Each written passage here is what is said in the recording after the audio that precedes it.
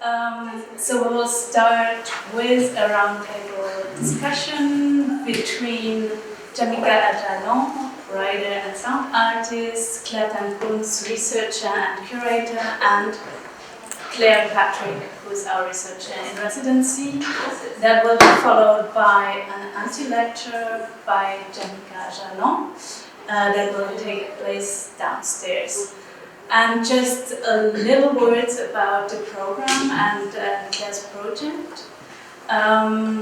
So the event is part of the Marie-Solanges Apollon Residency program. That is a program dedicated to research on women artists from the Black Atlantic and the Global South. And it has been supported by an artist, Manuel Mathieu. It wears the name of his grandmother, Marie-Solanges Apollon, who has been a Black migrant woman based in Canada. And so it's also an homage to all these women who have influenced our lives and who stay in the shadows. And in this context, Claire is researching on Adrienne Fidelin, a Guadeloupean performer and also collaborator of the Surrealist Circle's broader networks in the interwar time in Paris and also in the UK, so more broadly in Europe. And so Adrienne Fidelin has often been described as the Black Muse of the Surrealists and of Pablo Picasso, and the project is about the re-evaluation of this role of Adrienne Fidelin as a collaborator and contributor. And so the project is very much in line with what AWARE is doing, our Archives of Women Artists Research and Exhibitions. You are questioning the classical narratives of art history, where we often have, on the one hand, artists that are geniuses, male, white, European, American, and on the other side you have their muses. So content-wise, you look at something in this sense, and also methodology-wise, you engage critically with the classical art historical methodology. So you're working, of course, with archival research, but also with dialogues, with ephemeral events, collective gatherings that often include dance and music, and this event is part of this whole research. And so now maybe lastly, I want also to say that the research will also give place to a research article that will be available on the AWARE website from autumn, so you can already connect and find other resources on women and non-binary artists from all over the world. And some words on your bio, Claire. So Claire is curator, writer, and educator. You are born and raised in Cape Town, South Africa. That's where you have worked, but also in the US, in the UK, France, Morocco, and Ireland. So you have a very transnational trajectory. So you have been last year curatorial fellow at NXTHVN in New Haven. Previously you held curatorial positions at the Nobel Foundation in Cape Town and in the UK at Mother's Tank Station and the Lightbox. And you have lectured histories of photography at the Paris College of Arts. And you also work with the Arts Association here present and who are our neighbors. You are also the art director of Novahala magazine, where you hope to support the broadening ideas around contemporary African photography. And Jamika and Claire Tancons will be introduced by Claire directly. But I also want to express that we are really happy to have you here and collaborate. In case of Claire, that's a continuation because you have been member of the AWARE Prize Selection Committee. So we're happy to continue. And Jamika, thanks again for all your engagement. You have been here the whole day yesterday to prepare the performance that we will see a little bit later. Thanks, of course, to the AWARE team and to Manuel and Mathieu for the support. And with this, I hand over to you.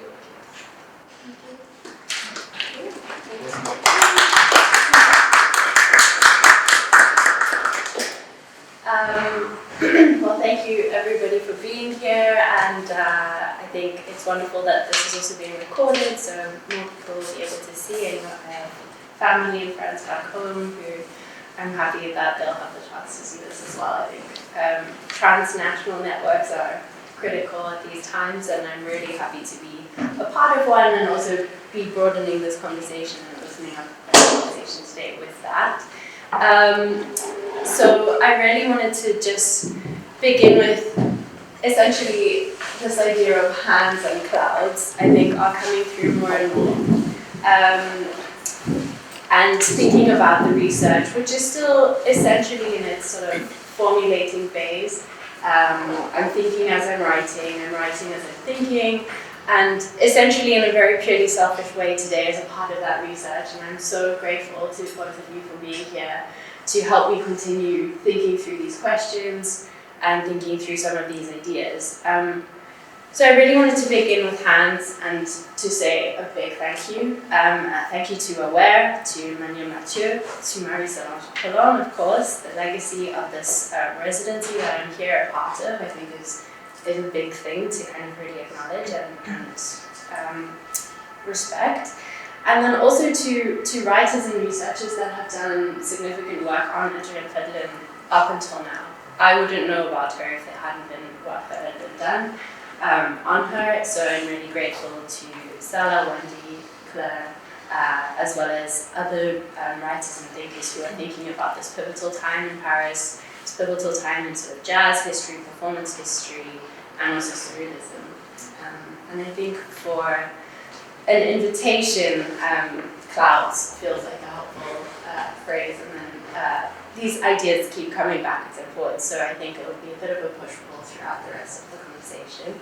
But really I wanted to draw on the idea of clouds as really to think of broader networks of exchanges, and so again to think of making in community and making in as part of a broader network, so thinking about Montparnasse. I also wouldn't be here if it wasn't for their arts and like the relationships I've been building in the area over the last couple of years. The performance later is also thanks to a kind sharing of resources by Owen. And yeah, I think really just to acknowledge and bring people into this conversation.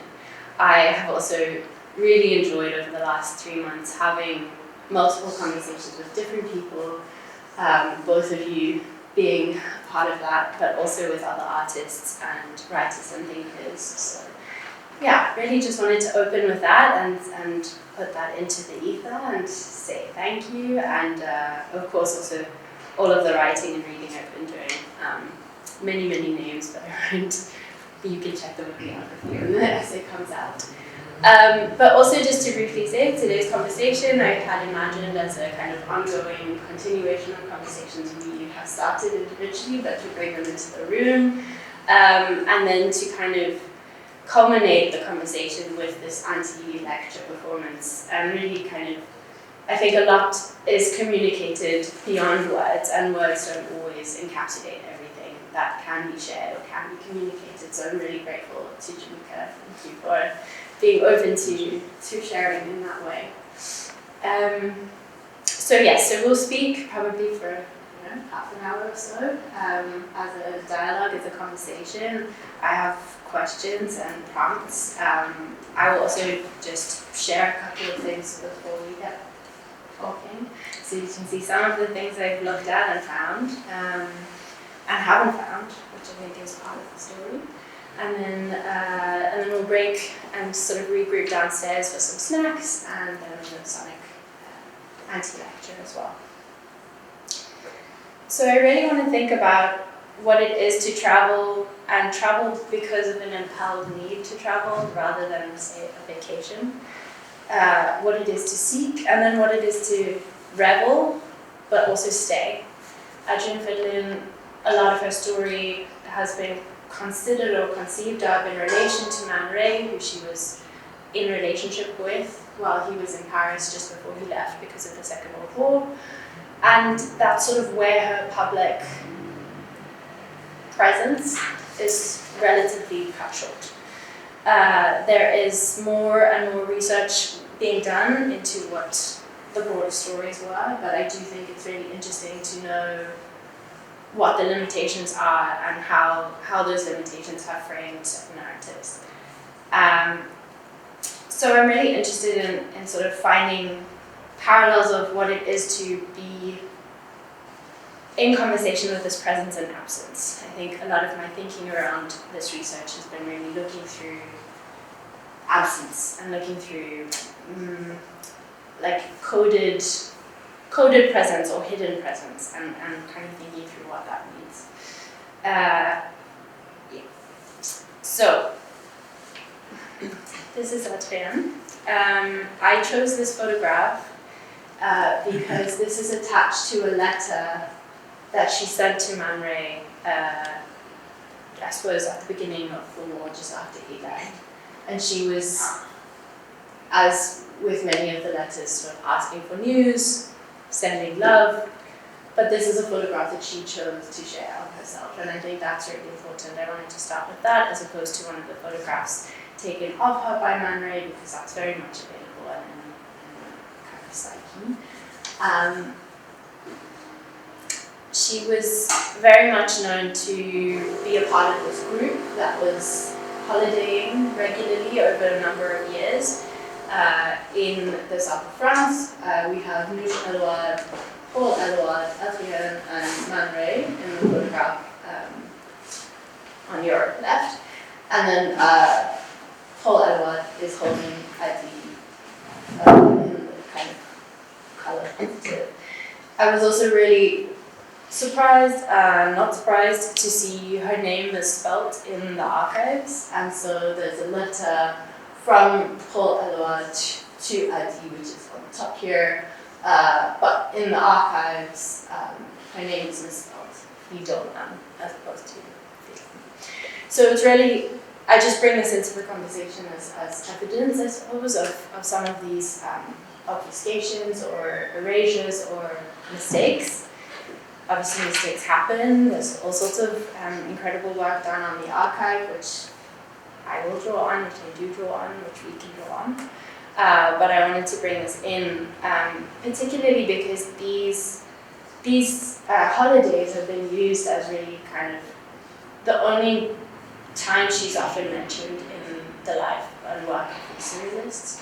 And yet, if you look at the trajectory of those surrealists, many of them credit these holidays or this era as a really pivotal point in their working trajectory. So Man Ray and Paul Adouard started creating, my slides are a bit jumbled, Free Hands, the monthly, which was sort of catalyzed during these holidays. And I found it really interesting, the process of them making them as a sort of exquisite corpse exercise, a kind of prompt and response.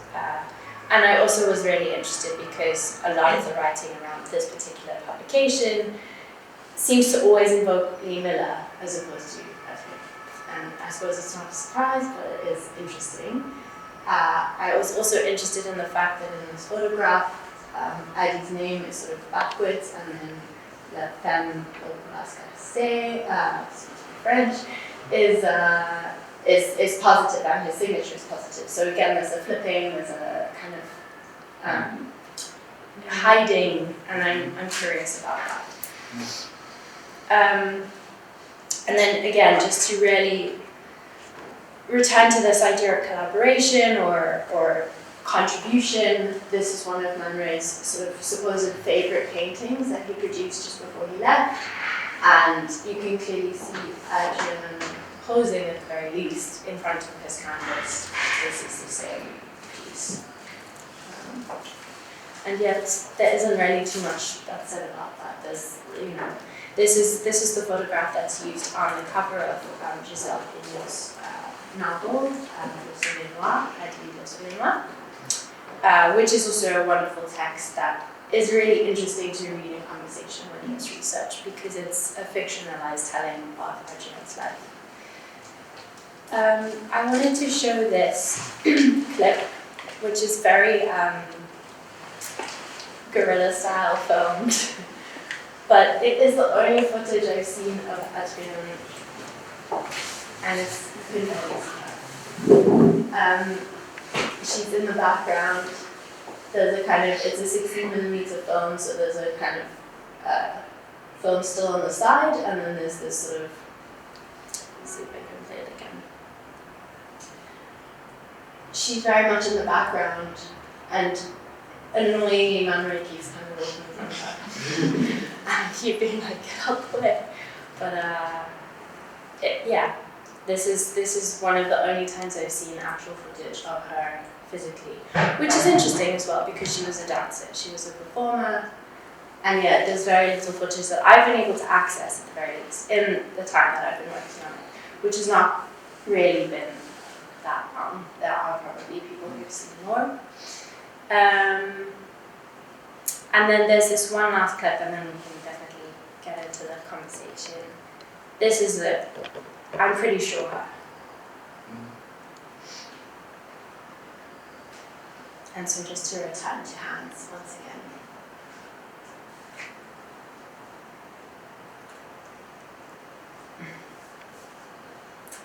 Okay.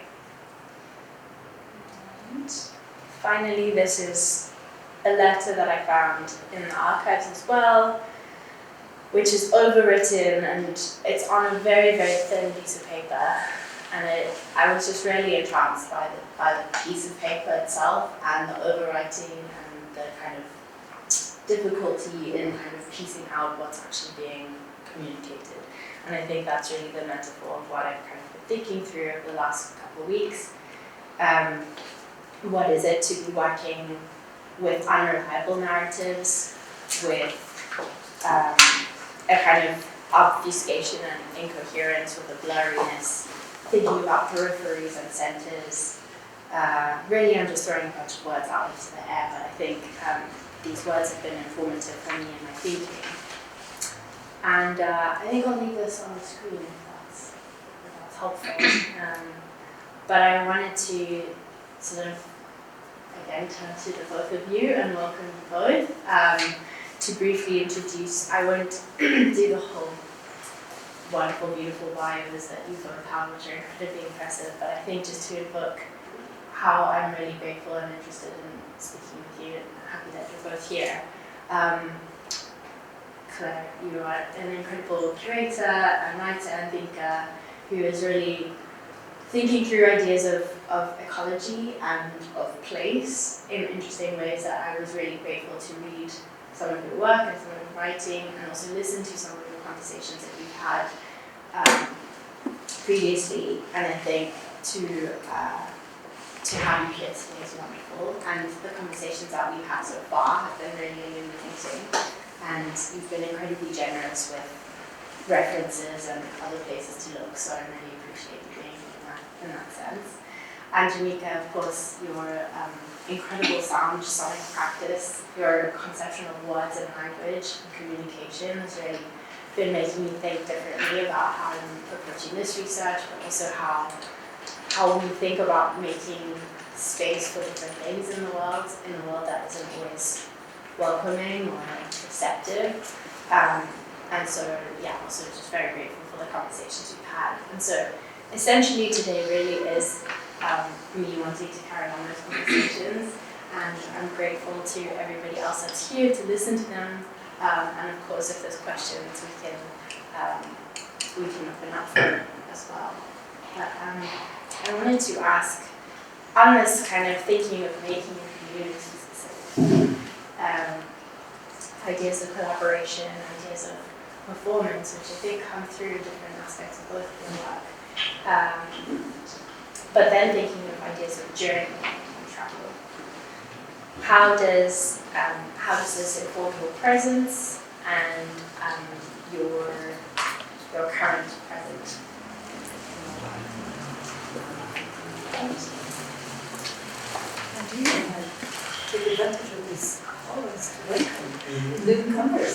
Just I want to thank, of course, everyone for being here, and of course, Claire, AWARE, Jamika. You know, it's interesting, you may have noticed that we share a pen. Yes. And that's the beginning of community right here already. And it's the first time we're meeting. Exactly. Of course, you're looking very familiar as someone of the diaspora and as someone of kinship. You know. Just very briefly, Claire, because you alluded to past work I did, which feels quite old, and I am absolutely not up to speed as Claire is with the newest research, if only because you are the newest, right? You're bringing the newest research. But about community, and very briefly, there's an essay I wrote maybe 10 years ago, I think, sometimes even longer than that, I don't remember, some time ago. It was the response to a commission from Smolax, and it was to think about catastrophic history.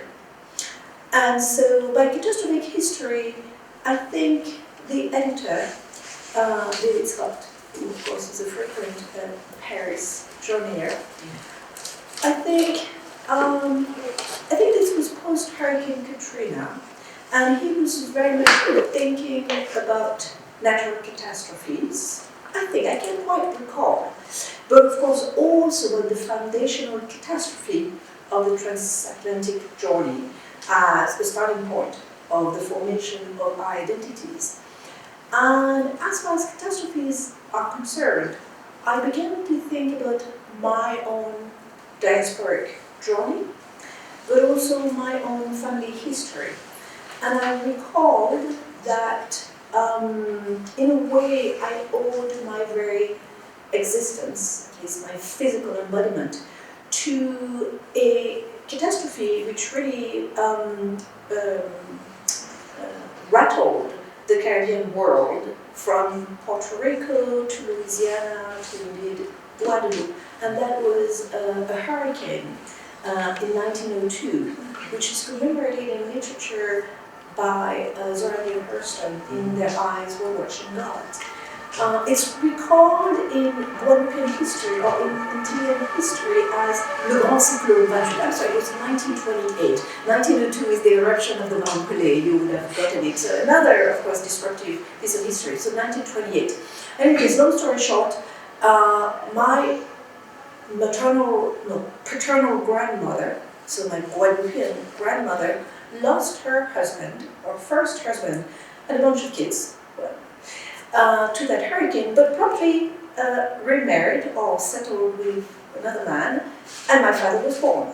So had it not been for that hurricane, my grandma may not have remarried, my father would not have been born, and X and Y and Z. So I began the essay with the one and only photograph of my grandmother, of my paternal grandmother, and I link her own peripety, if you will, to other Caribbean women, to other Guadeloupean women, somehow linked to, or presumed to be linked to the history of that hurricane.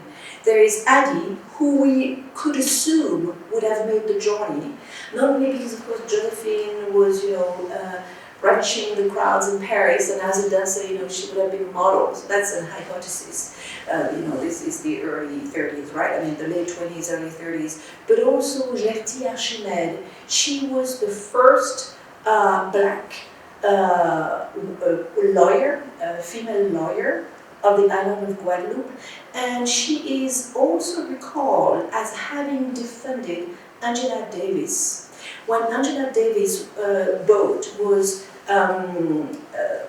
Arezumé was detoured to Guadeloupe. Angela Davis was on her way back from Cuba, and she was rumored, of course, or assumed to be carrying illegal, forbidden communist material. So her boat was seized by the French authorities. She landed in Guadeloupe, and of course, Gertie Archimède was to defend her, to get her back on her way. I think she was on her way back to the US. And Gertie Archimede so happens to be my godmother for the short 3 years between when I was born and when she passed away. So that's also related to family history. And then there are a few other women I called forth, whose memory I called forth. Sarah Maldoror, to the extent that there is a fictional account of her encounter, of the encounter between, sorry, I'm getting it all confused. There is a theatre play, still with Gertie Archimede, a theatre play which imagines the encounter between Gertie Archimede, Angela Davis, reimagines Gertie Archimede, Angela Davis, and Gertie Archimede's sister, who was a nun, like a religious nun, during the time of the hurricane. Right, so the idea of a huis clos, where the three formidable women would have devised, and this and that and the other. So in a way, it's looking at these women, but through the lens of artistic retellings. So reviving their memories through theater, through photography, and X, Y, and Z. Sarah Maldoror comes into play as well as, of course, a great Guadeloupean pioneer of film. No relationship to the hurricane. And then lastly, there is an artist, Joanne Ferry, formidable performance artist with very little documentation of her work by design. So now it is my great task as a curator who wants to showcase her work to bring the work back to life. And the performance of hers that I chose to cite in this piece, which was called Women in the War Trade, of course, it's reference to the great grand transatlantic revolutionary Marcus Garvey. Not the greatest of feminists, but hey, we had a great wife, Amy. So in any case, and so that's the third, or the fourth, or the fifth, or the sixth lineage I draw. And of course, at the time, I was living in Louisiana. And I was looking for a genealogical linkage. I was looking for forebears, for models. I was looking for a non-family-driven genealogical lineage, even though I did bring as many of my own forebears as I could. And I think this idea of genealogy and of community making is central to the diasporic journey. And thinking diaspora through the lens of needs and desire, and of course, agency.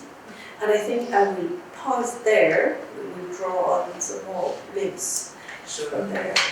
I mean, I think it's very interesting what you say about reinventing the narratives. Yes. Coming from America, I have very little, as a Black American, as most of us, we have very little knowledge of exactly where we come from. We know some of us can dig back. Not all of us have the same facilities as Alex Haley did to go all the way. I don't know if any of you know who Alex Haley is, who wrote Roots, to dig back far, far, far. So what we end up doing is creating, I think, and especially right now through Afrofuturism, that's what we call it at the moment. I mean, we've been doing this for ages before the name came up. A rose by any other name is still a rose. And I guess that sinks into a little bit of what I want to talk about in terms of what my work kind of centers around, is about kind of flipping on its head systems of reality and ideas of boundaries. And another thing that I am connecting to with you is this idea of reverberation and resonance between us, even if we're far and disconnected. And again, that defies the idea of boundaries, both geographically, psychically, bodily even. When I'm looking at this work, I'm thinking of this woman, Adrienne, as the people of this time period, as the Dadaists did with Kaufman even. Nobody knows who Kaufman is, even though he founded Beatitude, along with Allen Ginsberg.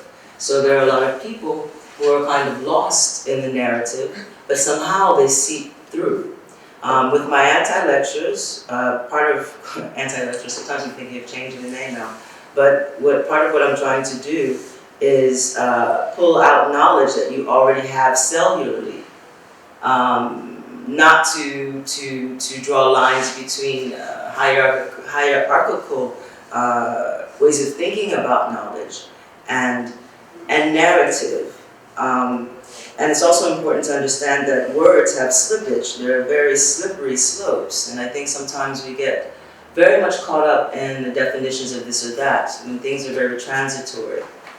And so to me it's very important to understand that, and then when we're connecting diasporically, of course, you, what's her name, Sharp, what was her first name?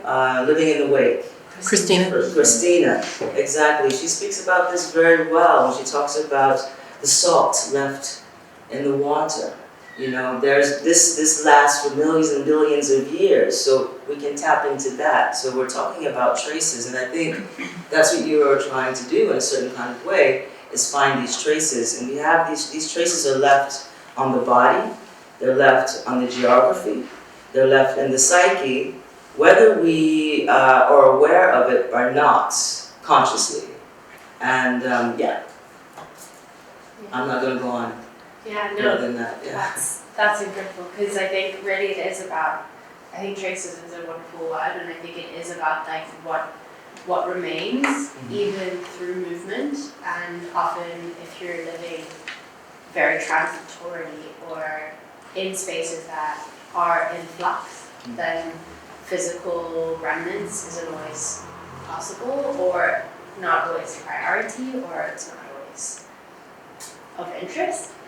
So I think really that's a lot of what I've been thinking through with this conversation, well, with this research, but I'm happy about this conversation being, you know, further echoing, further reverberations of some of these thoughts. I think it's really exciting how the art is kind of through lines and there's ways to kind of draw connections. And so I was really thinking about how we might think of movement against colonial territory or against bordered, sort of defined regions. And I was wondering, through your own experience of your research or your work or your own personal journey, whether that does come into some of your thinking, whether that informs how you move, because yeah, I think it's a very broad conversation, it's a very big question, but I do think back to moments of these sort of ecological ruptures, like the 1928 hurricane. What are these moments of impelled movement, and then the routes that people have taken? Is that a huge question, Tom? Oh, I get this time. Migration. I mean, I know the first time I left the States to travel across the Atlantic, it was a big deal.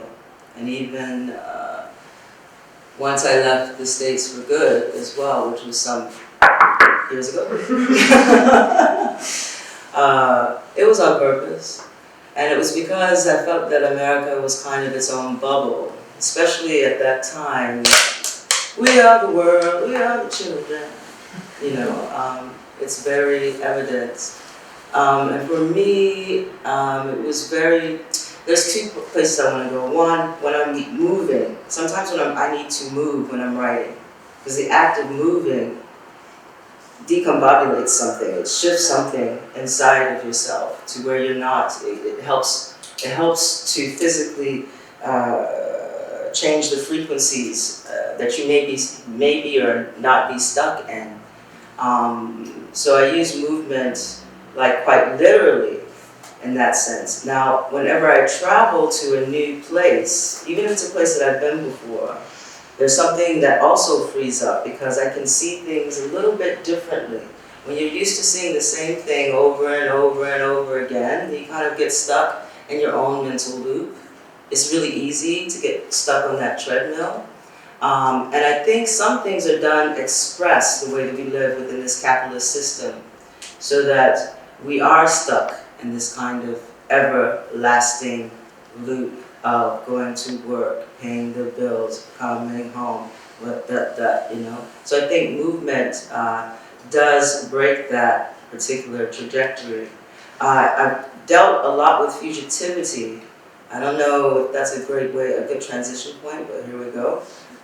In my work, I centered Black women as sort of archetypes, the fugitive archetypes of resistance when I first kind of brought that up, because I thought as a totem, Black women, they speak or need to speak many languages in order to exist. They're not the only person on the margin who can fill this post, but I thought of Black women as that, and I think of Adrienne as well as a representative of that, but also very hidden. We tend to be hidden. And one of the first anti-lectures that I did was exploring how that thing that I believe is psychologically embedded is revealed through the media, specifically science fiction. And one of the easiest examples that I can bring forth at the moment is Neo. What's the name of that film with Neo in it? The Matrix. The Matrix, exactly. And so you've got the, what's her name? The Oracle. Okay, she fills all the stereotypes already. You know, Black woman, big, she knows everything, right? But then when you get to the last Matrix, we find out that she's the anomaly in the machine. This is not just, I don't believe this is just like accidental or coincidental. I think it's something that is known within the consciousness, our consciousness, okay? And when it comes to fugitivity, I'm not thinking about running away from something, but perhaps running to something. When I think about fugitivity, I'm thinking about the fact that we are not trapped with agency. When we know our agency, we cannot be held into one fixed position. And I believe that that's part of the malaise of the world we're living in at the moment, that we are so hell-bent on holding on to fix something fixed, when in fact, if you look at the very geometry of the world, and that's fractals, there has to be an anomaly. There has to be an anomaly for things to come back around. So I think a lot of this way of thinking has informed me, and that's all around. It does have to do with migration and moving and being things being in transit. Understanding things as being everything in life being in transit. You see what I mean? Yes, I do. But also, I think, Claire, you're prompting us to think about diasporic movements across physical geographies, as well as bodily motion, right? Of which we see very little as far as Adrienne is concerned.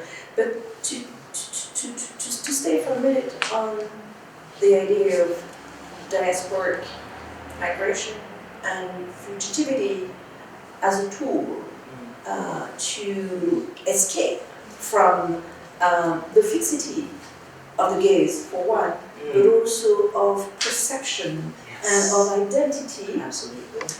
It goes counter the very trend and tendency towards centering these narratives. And I think one of the questions you've been asking yourself and us, and which we're asking you in turn, is to wonder to which extent Adrienne's relative invisibility would have been designed by the circumstances of her coming into our white world, or would have been to some extent desired by herself. You know, who are we to overimpose our own desire, of our own agency over her own? And recently, you were mentioning this footage, right? I was like, oh God, look at this white guy, you know, he's just like constantly, you know. But did she actually want to be in front of the camera? Was she in a way accepting of her secondary and subaltern position, not only as a black woman, but just simply as a woman, you know, in the 30s, right? So that's, you know, one question we have to ask, to not apply another hegemonic narrative over our attempt at recovering her agency, about which we only have but so few elements, with which to grapple with. Again, her mayhap somehow desired relative invisibility. I mean, what would Adrienne make of this gathering? She would be laughing. I'm pretty sure she would. Oh, look at these idiots! Yeah, look at these idiots! If only they knew I was mentoring the whole, and I'm sure she was, or possibly we don't know. I mean, this is just, so in a way, there's a way that we're in trying to channel, these women's legacy in doing the work of restorative memory or memorial justice. We are as much extending our own egotistic desires as we are attempting to recover her own. I think that's always the gamble, in historical but also autobiographical, work of which we have to be doubly aware. So that's just something that I wanted to mention. But back on diasporic movement, and of course I could only but comfort Jamika's own experience of desired fugitivity to avoid preemption, right? And that's very much what I did for the better part of my adult life, only to somehow return to the country of my citizenship. We're not going to call it home, right? And to be trapped in some very quite funny mediatical political scandal over the cancellation of an exhibition. But more to come tomorrow in the press, I have to say. Anyhow, so it's kind of funny. There was a reason why I felt compelled as a young woman to escape. Literally, I felt it as an escape, only to find a sense of diasporic, an African diasporic community in the US, which nevertheless never quite felt my own and my history. And at the beginning of that essay, in which I, of course, forgot to say that Adrienne, of course, played a part. She was one of the women, obviously.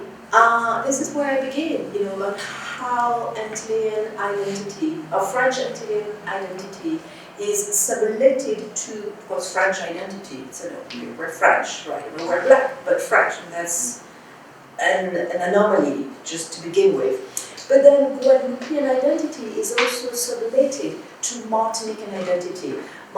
Martinique being better known, or having been better known, for various historical reasons, by the way. It's just by chance, but I'll spare you our French Antillean history, fascinating though it is. Anyhow, so this is very much me, in the US, and grappling with this Antillean identity, which nobody recognizes. But this is a classic kind of migrant story, also, In any case, but now Jamika, maybe, and especially going back to your practice of sound making, and therefore of vibratory, motion. I think we should talk about emotion, bodily motion, or embodiment, or the absence thereof, right? Because that is so interesting, as you said, Claire. I mean, you've been just, look at us. We have this little, footage to grapple with a sense of Addie's physicality, but also what her emotion may have been. And she seems so demure in that particular footage. Of course, this is just almost like stolen footage. There's nothing voyeuristic about it, for one, which I think is a pride. I mean, it's a bit of a rest for our consciousness. That she was not so always availed to, a conciliatory gaze. I have another idea, but I'll pause there. Yeah, just to pick up on that point, I think it is really interesting that so much of her has been in photographs, and some very revealing, some very provocative, some very I don't know. We've had a conversation before about wondering about the position of these photographs and her place in them, and feelings around them, it's a bit awkward to look at some of the photographs. And I do find it interesting that there isn't as much video footage. Yes, it's the technology of the time, but I think there's plenty of footage of some of the others of that group, of those holidays. And she's very, very absent from them. And so, yeah, and I also had a little note of this kind of question of oral imagination and bodily frequency. So I love that you kind of were riffing off both of those things, in that way. Yeah, and really, yeah, there's so much to say. I'm a writer at base. Someone said to me, and I use different mediums as the extension of my pen. I fell into like sound and, that did a lot of work as a performer because it was a way of, it's easy to fall into that, to be honest. As a black woman, poet, oh, you must be a jazz singer.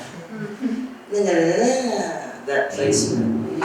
But when it comes to the writing, this is the reason why, we're talking about orality, this is the reason why I kind of quit journalism school and decided I wanted to explore different ways of expressing the word. Again, it's the idea of crossing over frontiers and borders between things. And also a way of capturing and reimagining hidden and lost narratives. And also a way of listening in a different kind of way to what may not be evident, if that makes any sense, that may not be seen. And I really agree with you on this point. We don't know if she wanted to be seen or not. I mean, these days we're kind of getting, again, there was the moment where like to be seen, and right now we're in the moment of mirage. Hiding, yeah, opacity. Preservation. Yeah, for preservation, and in these times it's quite necessary, I think, to keep your mouth shut. No, I'm joking. Or just speaking code.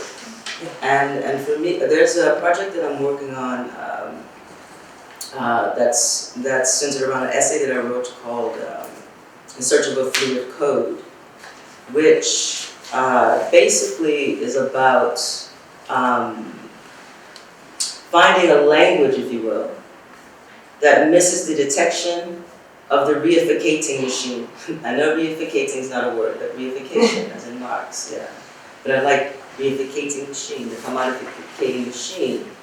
Because what happens is that once we get words, put words out there, or phrases out there, or ideas out there that resist, I'm really having problems with all words right now that are words of resistance or whatever. Capitalism, imperialism, takes those ideas and then makes shallow samocas of them and sells it back to us. And so many of us are stuck in those, I got the peace t-shirt, I got the woke t-shirt, I got the da-da-da-da-da. But there has to be a language, I know there's a language whether or not we know of it.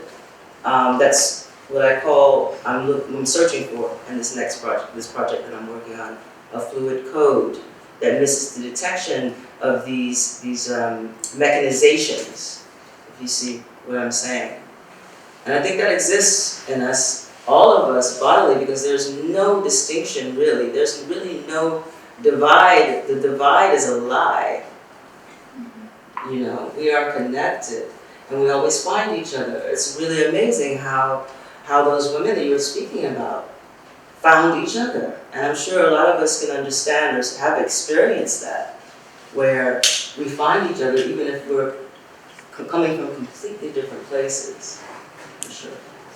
There's so much that comes to mind, in addition to what I'm writing with my own, but about coding and Creole as a code, right? A lot of Antillean artists have been reappropriating a language which was once forbidden, right, by colonial powers within their own families. I mean, that's the whole history of alienation, right? I leave that there for a minute and back to again this essay that you're helping me revisit and helping me think about the motivations around it, 10 years later as I'm in France. But I think that what I was attempting to do by inserting Addie back within a kind of a Guadeloupean womanhood, a Guadeloupean matrix, was to attempt to find her Antilleanity, which we could only perceive through the folk masquerade, which she had to entertain for Man Ray. Again, in that essay, you start with that one photograph of my grandmother in a very modest Antillean costume of a working class woman. You can tell the woman had no great means. So very modest, head tie, madras dress, but something very proper. And you segue into Addie in a pared down madras costume where she's basically in a bikini made out of madras. And see, this is what the Antillean costume was turned into. And of course Addie is playing with the camera as any model would, so you have to understand this is again, but this is what Antillean identity was reduced to. Now, I'm saying this, and I lost my thread of thought, but Antilleanity, the costume, Tabitha is there, Greg Gagney's artist, also tripped the Antillean costume around, by the way. And again about agency.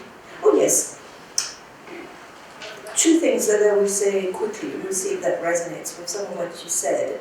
One is about how, in a way, the way in which we get to see Addie is not only through Man Ray's reificatory gaze, but also through the lens of commerce and indeed capitalism. All these photographs were, at the end of the day, made for sale. And of course, there's the great grand Harper's Bazaar, features. But so I think this is already an indication that we're not getting the real Addie.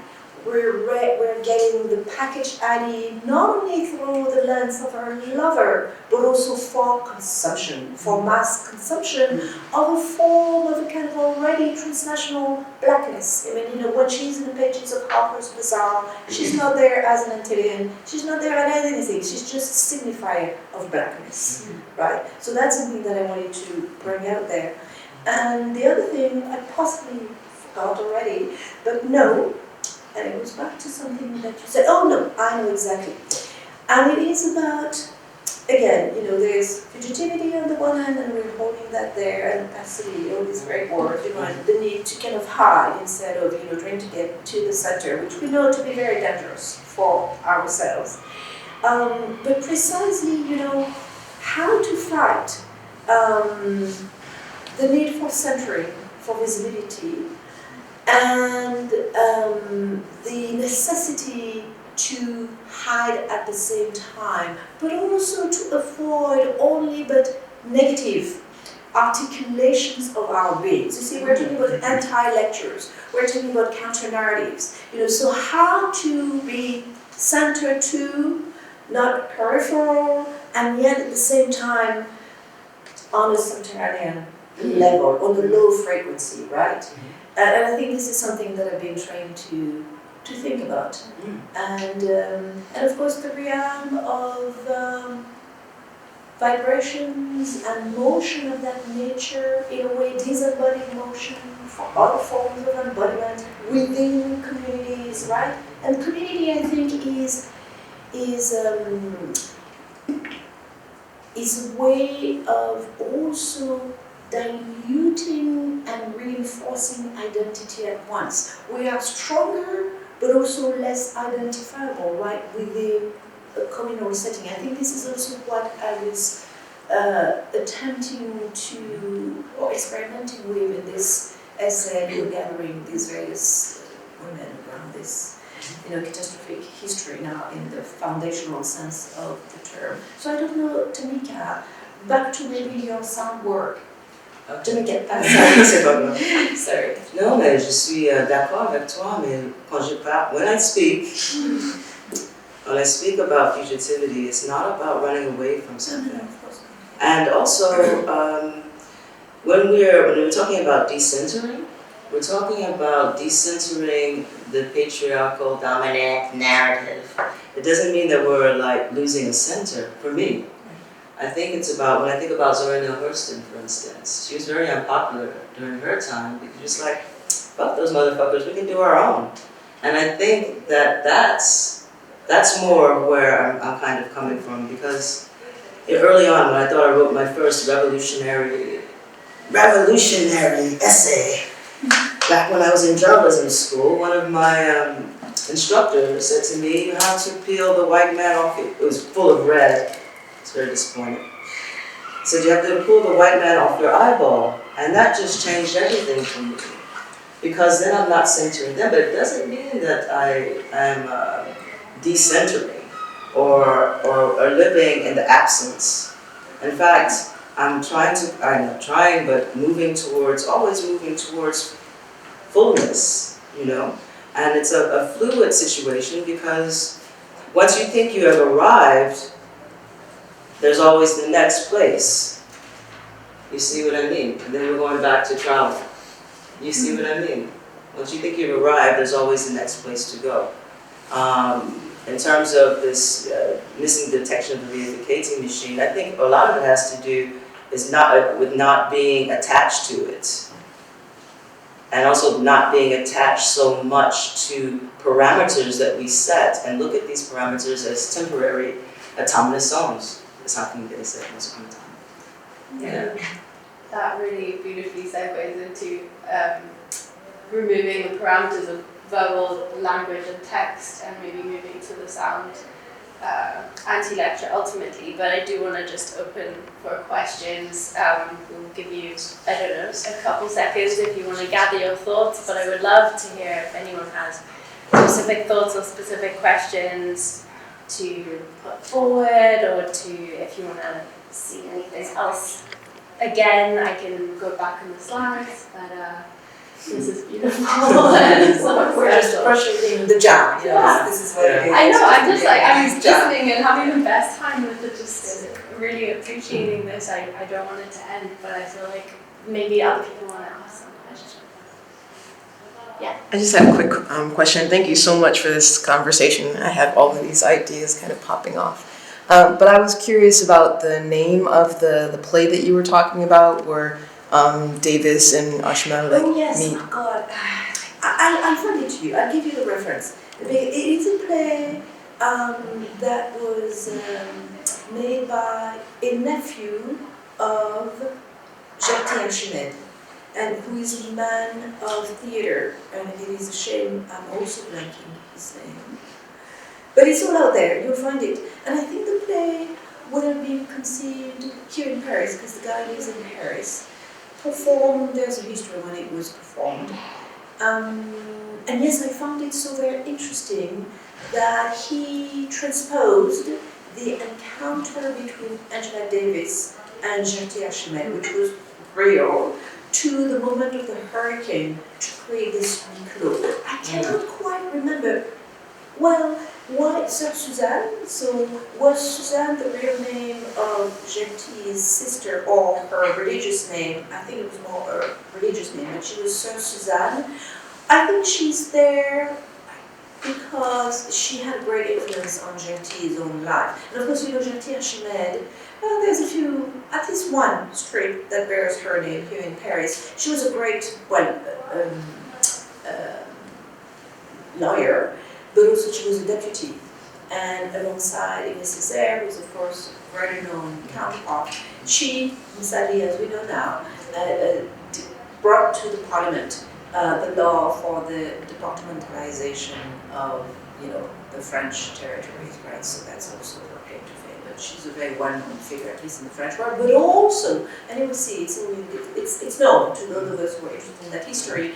She is recounted in Angela Davis's memoir, and Angela Davis writes something very elatorary or elogious about Gentil, that she felt she was in the presence of a great woman, and if it had only been for that, she would not have missed the opportunity to come to Guadeloupe, to meet this great grand towering, self-possessed, first ever, well not ever, but first, first ever at the time, black female lawyer. But she gave birth to then a whole slew of Guadeloupean politicians, like a lot of whom were also lawyers and probably trainees of her. One became a minister of these territories, and this is all that. I'm really interested in this idea of recreation or of imagining and kind of thinking and making. And I think it's beautiful to bring in the play as well as a kind of end on and then to move into the performance, I think. Yeah. This would be somewhat banal, but in a way it is to say that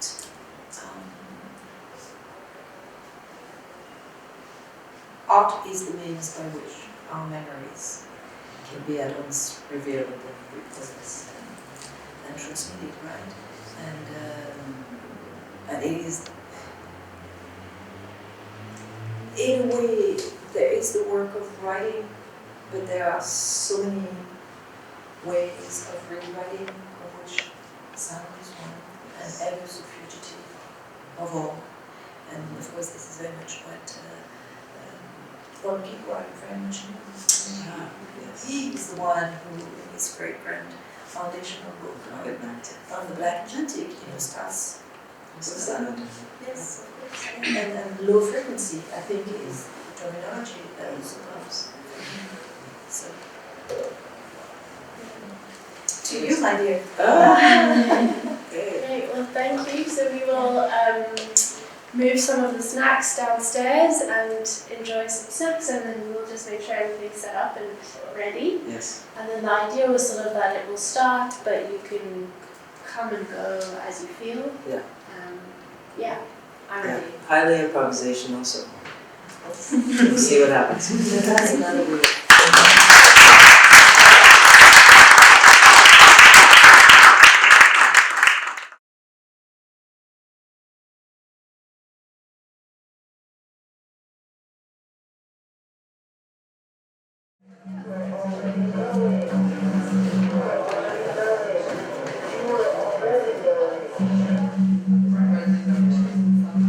This sound is Morse code.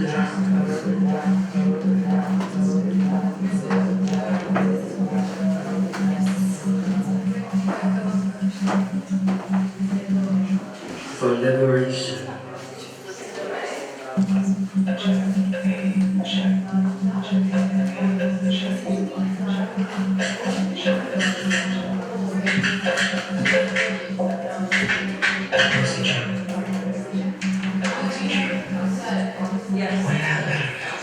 The story I'm telling you is as true as all those old lies passed down, all those porches around orchards and around campfires, old lies, some called allegory. Some say not real, but I say it's more than a story. So I'm pressed to tell it. I'm pressed to tell it. But to hear it, you have to switch your dial into the A zone. Yonder world's on the bullet, the place where the first heartbeat rhythm was heard, the eternal pulse, heartbeat.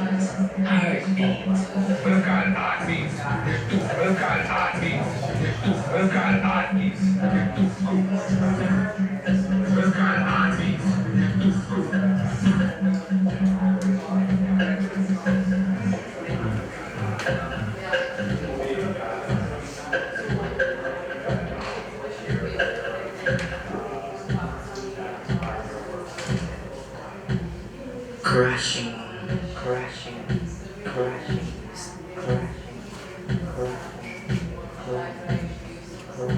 There's sound barriers. Her spaceship disintegrated into electronic samples. She landed here. She landed here. with a distinct taste for flying on the back of her tongue, like a love song. You keep trying to remember. Do you remember? Do you remember?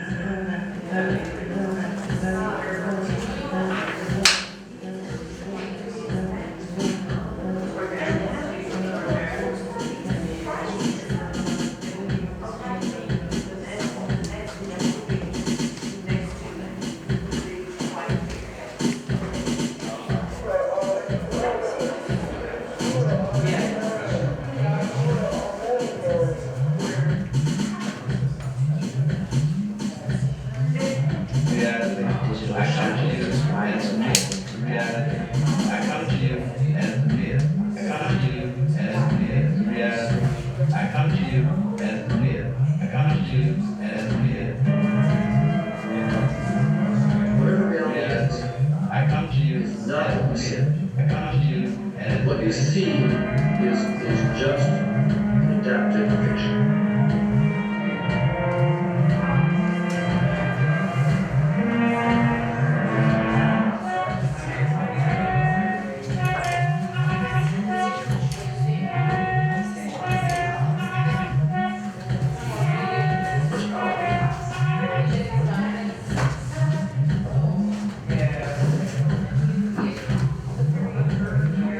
This story is on the tip of her mind tongue. It's a conglomeration of short flicks taped together from streams of thought, flipped and filtered footage from hacked observational posts. Memories, both hers and not, always coloring in the picture over the lines, all to get through to planet far, far, fugitive. Archetype of resistance. She had brown skin. At least that's what we can see from the footage.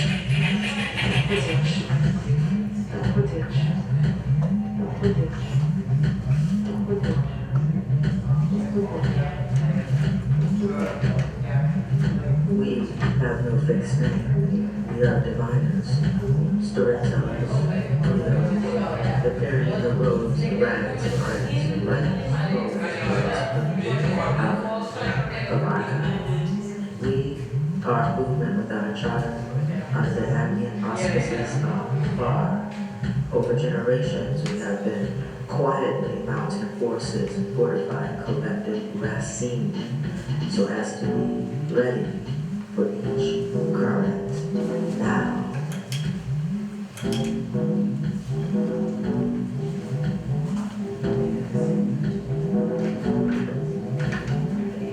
Compulsory visibility on its targets. Disciplinary power then operated on enslaved as a racialized surveillance that individuals were at once subject to, and that produced them as racial, therefore enslavable subjects. Such a racializing surveillance was apparent in the plantation security systems, a system that relied on, as Dorothy lays out, 3 information technologies: the written slave past, organized slave patrols, and wanted posters for runaways. Here, surveillance and literacy were closely articulated as slaves were indentureds who could read and write and could also forge passes and manumission papers or alter existing ones by replacing dates, names, and other unique identifiers, and the functioning as antebellum hackers, able to crack the code of the planter's security system.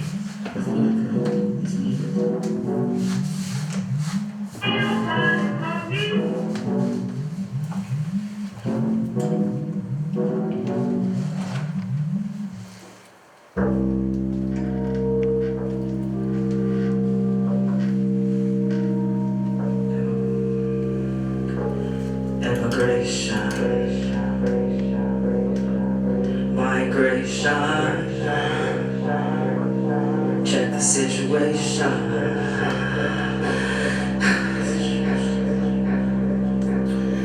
migration, check situation, pushes change, pushes change, pushes change, pushes change, pushes change.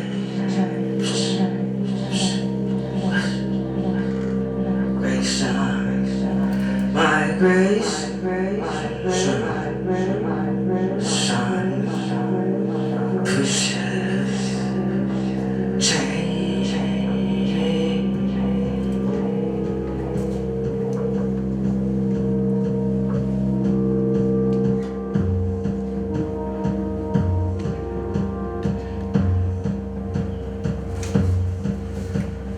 Versions of the old world order posing as new. Scrape samples from the consensus, try to make sense of us. Replicating clones, surface style, surface style, surface style, da. Siphon desire increases market value for a brand new commodifiable you, but they really don't see you.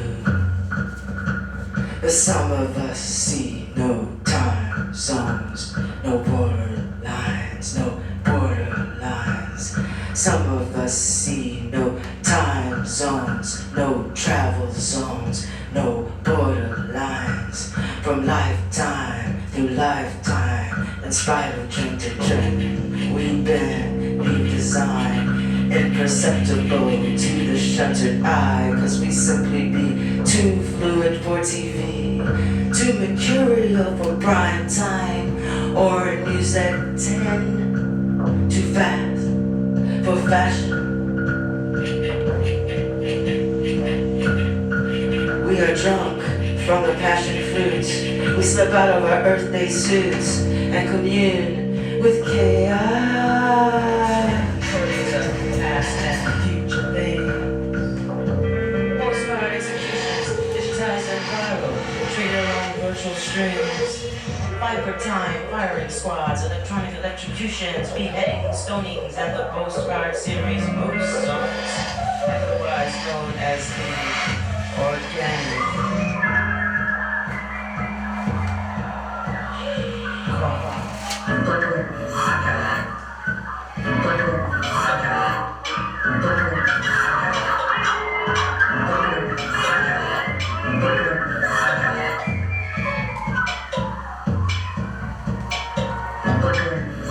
Digital shadows as bodies are turned into data.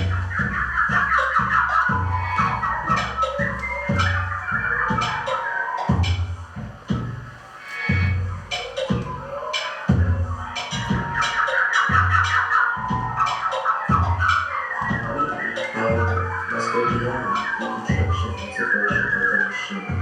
For example, into a method which permanently disables the mechanizations of its father. The co-conspirators of the father who exist outside Augmented by data surveillance, with all sorts of information being attached to our bodies, with digital shadows as bodies are turned into data. These digital shadows are connected in various ways to actual persons, but sometimes take on surprisingly active roles of their own.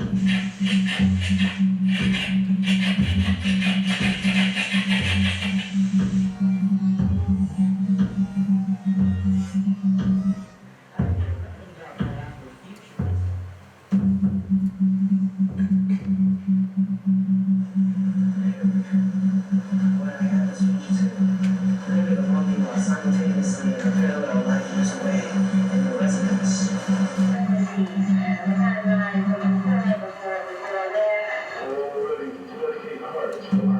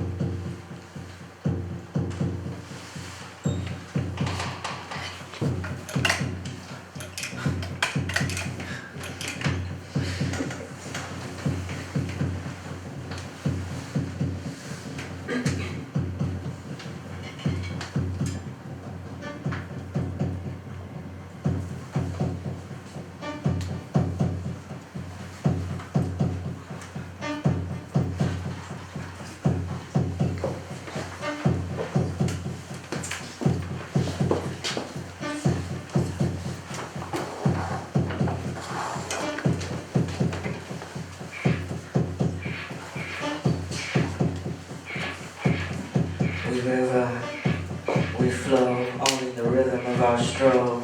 Glissant, toujours en arrivant, jusqu'à maintenant, jusqu'à now. Transit, polyphonic, these bumps in the road, just blues sliding like a Louisiana trombone, pulse in parallel to a cosmic tone.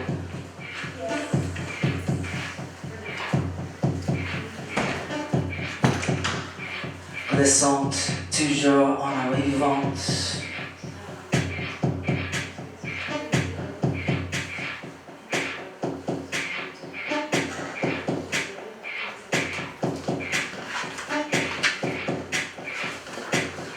Toujours en arrivant.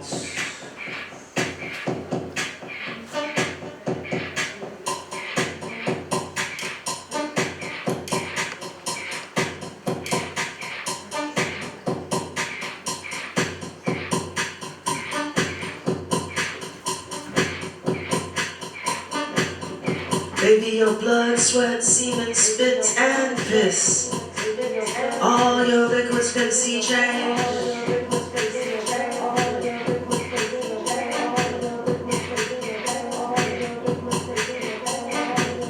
Fear reflected the court de la Loire, those dark and rolling Conrad waters drowned you out. Mass floating far, transformed, hydro-ciphered and recoded. Nothing will ever be the same, baby. Fluid code, glitch the loop. Home is a frequency, warping fractals alchemically. Home is a frequency, negotiating and renegotiating interiority. Home, solar plexus swimming with the jellyfish. Home. Go ask the octopus if it's heard the eternal pulse, heartbeat. Home. And the eye of every storm. Home. Home. Everywhere and nowhere, baby. Home. Everywhere and nowhere, baby. Home. Everywhere and nowhere. You are forever changed.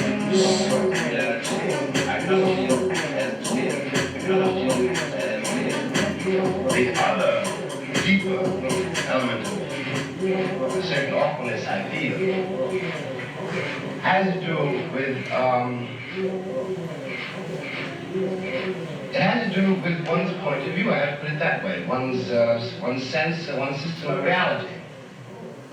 It's impossible, in my judgment, to deal with the indictment of Mr. Baldwin unless one is prepared to deal with him as a white man. Unless one is prepared to say to him, the fact that your skin is black is utterly irrelevant from whatever reality is. It has to do with one's Not what you see. what your system of reality is. Whatever reality is. Our entire Not what you see. civilization. Whatever reality The only is. thing that the white man Not what you has, see. the Negro should want. What you is see power, is assumption, just which we adapted hold fiction. so deeply as to be scarcely aware of it, white man. Your system of reality is the thing that the white man has, the Negro should want. Your sense of reality is, that is, power. It depends on assumption, the Negro should want. Your system of reality is the thing that the white man has, it depends on assumption. It depends on assumptions, which we hold so deeply as to be scarcely aware of it.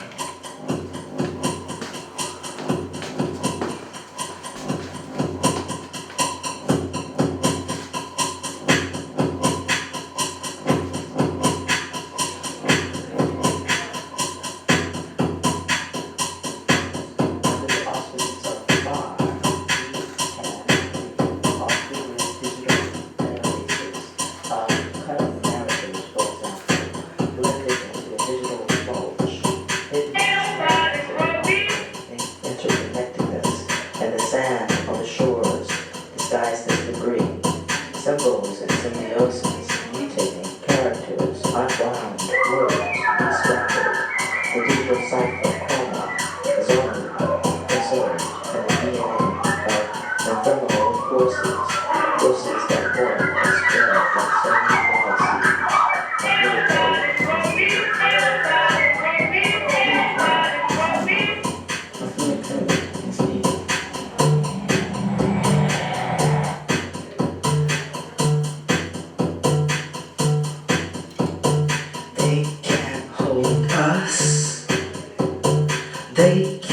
hold us.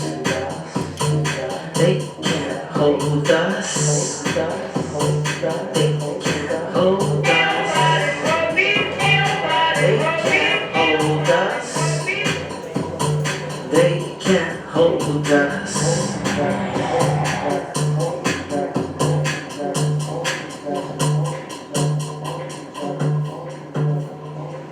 We go back to the future to tell our stories.